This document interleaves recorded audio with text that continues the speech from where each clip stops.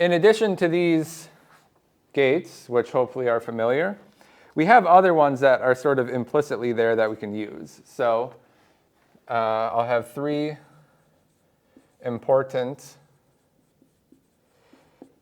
which are often just considered implicit gates. So the first one is what we'll call fan out in capital letters. Fan out will give us the ability to copy, so copy or divide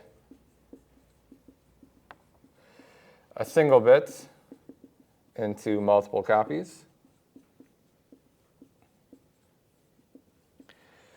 The second one will be crossover or swap.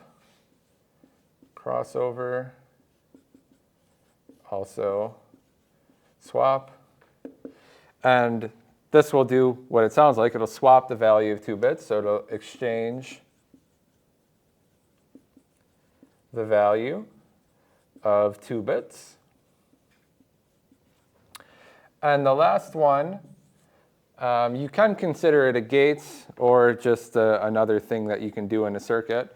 So I'm just going to call this ancilla. And ancilla means we're allowing ourselves the ability to introduce additional bits, and we'll use the term ancilla for that. So for either work or whatever else we want to do in the circuit. So this is the ability to insert additional bits